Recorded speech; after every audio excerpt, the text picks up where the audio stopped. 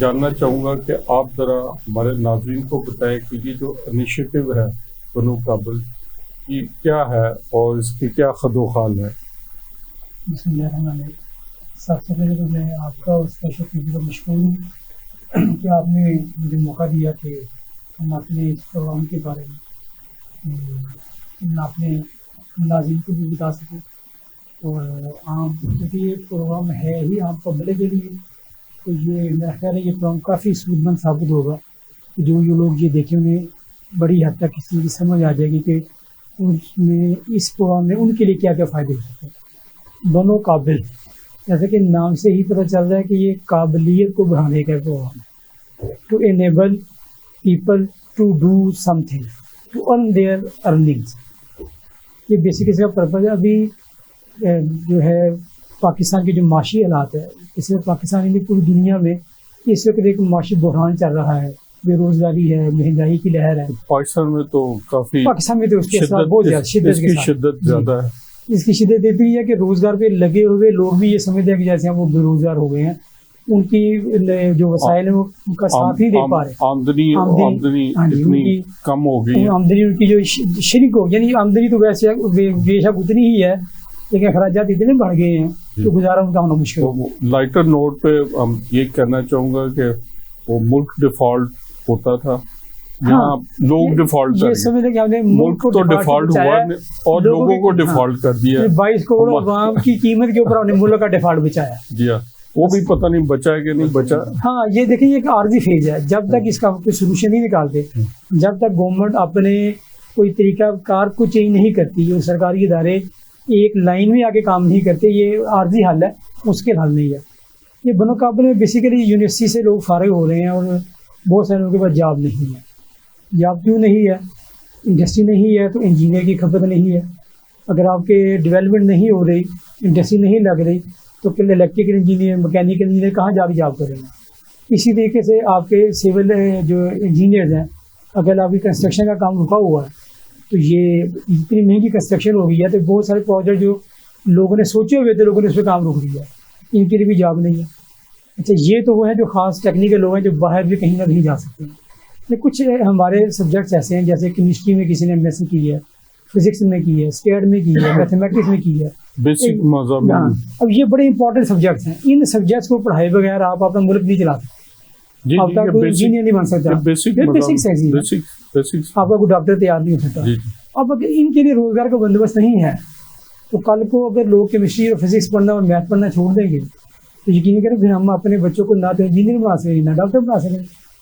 अब इतना financial crisis आया है कि अब मजबूरी ये हो गई है कि जो डॉक्टर या एक साइंटिस्ट बन गया बंदा, उसके पास अगर रोजगार नहीं है तो जैसे कहते हैं ना कि ब्लेसिंग इन डिस्गाइज, कोई मसला आता है तो मसले के साथ कोई ना कोई ब्लेसिंग भी आ जाती है।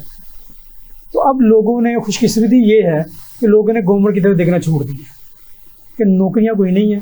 जो नौकरी पे लगे थे लोग, गवर्नमेंट ने उनको बहुत सारे अदारों में से लोगों को निकाल भी दिया कि नौकरियों को लिक्विडेटिव नहीं गवर्नमेंट ने छोड़ा। लेकिन अब्दुल्ला साहब, मैं फिर आपकी बात काटूं लाइटर नोट से, लोगों ने तो छोड़ दिया हुकूमत की तरफ, ये काश हमारी गवर्नमेंट भी लोगों की जेबों की तरफ देखना छोड़ दे, क्योंकि ये सिर्फ और सिर्फ लोगों की जेबों से जो इनडायरेक्ट टैक्सेस बिल निकलवाने छोड़ दे तो तब भी असल में ये बहुत बड़ी गनीमत होगी। गवर्नमेंट का एक अदारा तरक्की करता है, यूँ समझे कि मैं एक बंदा मेरे पास खरीदने के लिए आया कपड़ा, मैं कहूँ ये 50 रुपये गज कपड़ा है और जब मैं बिल उसको बना के दूँ 10 गज का तो 500 रुपये कपड़े का लगाऊँ, और साथ में मुझे 450 रुपये एक और हैं और ये 750 रुपये एक और हैं, अब 2000 निकाल दें। वो मुझे ये किस चीज़ के, तो मैं कहूँ यार ये मेरे पिछले साल चोरी हुई थी, ये उस चोरी के पैसे मैंने डाले हैं, तो मैंने आप लोगों से चोरी के पैसे वसूल करने हैं। और ये जो पैसे इस चीज़ के हैं कि मेरा एक दफ़ा बिजनेस में लॉस हो गया था, ये पैसे जिस तरह से हमारे यहाँ पे वापदा कर रहे हैं, चोरों को कुछ नहीं करना। हाँ, किस्सा मुख्तर। अब लोगों ने सोचा कि हमने अपनी ज़िंदगी खुद बसर करनी है, गवर्नमेंट हमारे लिए कुछ नहीं कर रही। ये समझ लें मायूसी की इंतहा पे आके लोगों ने अपने रोज़गार के लिए सोचना शुरू किया, तो नए नए एवेन्यू निकले। नए एवेन्यू क्या है? एक तो फ्रीलांसिंग का सिस्टम कॉन्सेप्ट जो है पूरी दुनिया में आया, लेकिन पाकिस्तानियों ने उसे बहुत तेज़ी से अडॉप्ट किया। पाकिस्तान इस वक्त फ्रीलांसिंग की मार्केट में दुनिया में तीसरे नंबर के ऊपर है, कि जो तीसरे नंबर पे जिसकी एक्सपोर्ट भी है और अडॉप्टेबिलिटी में, यानी फ्रीलांसिंग को अडॉप्ट करने में पाकिस्तानियों का पूरी दुनिया में तीसरा नंबर है। तो वो फ्रीलांसिंग में क्या हुआ कि भाई एक इंजीनियर है फारग बैठा हुआ था जहाँ लोकल मार्केट में नहीं है, तो फ्रीलांसिंग के बहुत सारे प्लेटफॉर्म्स हैं, किसी प्लेटफॉर्म पे अपने को रजिस्टर करता है और अगर बाहर की दुनिया में कोई प्रोजेक्ट है, कोई मशीनरी किसी ने तैयार कर ली है, कोई बिल्डिंग इरेक्ट करनी है, तो उसके लिए उसको एक ऑनलाइन कि उसको एक पुर्जा डिज़ाइन करवाना है फर्ज करें, या उसको एक डिज़ाइन तैयार करवाना है, तो इंजीनियर यहाँ पे बैठे बैठे घर में अपने बैठ के ये काम कर रहे हैं कि उनके लिए वही काम कर रहे हैं। तो जो लोकल मार्केट में उन्होंने करना था जिसे पाकिस्तान ने तरक्की करनी थी, पाकिस्तान में जो काम नहीं हो रहा, तो अब इंजीनियर जो है ये वाला काम कर रहे हैं। अब इसी तरीके से बाकी जितने भी सब्जेक्ट्स के लोग हैं, आप हैरान होंगे कि अब जो डॉक्टर हैं, बहुत सारे डॉक्टर रोज़गार उनके लिए नहीं है और वो ऑनलाइन प्लेटफॉर्म बना रहे हैं अपनी सर्विस देने के लिए। वकला है वो ऑनलाइन प्लेटफॉर्म के ऊपर आके कि बाहर के मुल्कों की कंपनियों के लिए वो ड्राफ्टिंग यहाँ पे कर रहे हैं, क्योंकि कोई एग्रीमेंट है, वो एग्रीमेंट यहाँ पे वो बना के ड्राफ्ट करके भेजते हैं, वो अपने लॉज रूल्स एप्लीकेशन भेज देते हैं, जो उसके हिसाब से ड्राफ्ट तैयार करके दे देते हैं। उस हिसाब से तो ये एक अच्छी चीज़ है कि भी हमारे पास एक ऐसा एवेन्यू ओपन हुआ है जिससे पहले हमने कभी एक्सप्लोर नहीं किया था। और फिर यही बात है कि लोग ये अपने तौर पे कर रहे हैं, गवर्नमेंट इसके ऊपर कोई ज़्यादा इन्वॉल्व नहीं है, कोई फैसिलिटेट नहीं कर रही।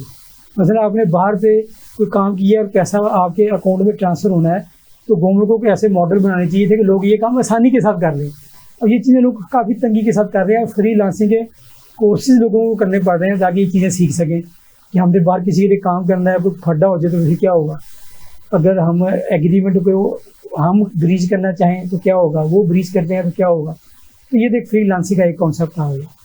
दूसरी चीज़ ये है कि लोग पहले बिजनेस करते थे बिजनेस के तरीक़ाकार के मुताबिक, लेकिन बात किसी ने पाकिस्तान में जो बिजनेस एजुकेशन ले रहे हैं वो सारे के सारे नौकरी की नुक्ता नज़र से ले रहे हैं, वो बिजनेस करने के लिए नहीं ले रहे। वो तो हमारी आम जनरल जी, एजुकेशन। मैं एक बंदा MBA भी कर रहे हैं यूनिवर्सिटी से, तो इसकी नतीजत ये है कि भी मैं किसी कंपनी में बेहतरीन किसी की जॉब भी नहीं करूँगा। वो आप इंडस्ट्री की बात कर रहे थे,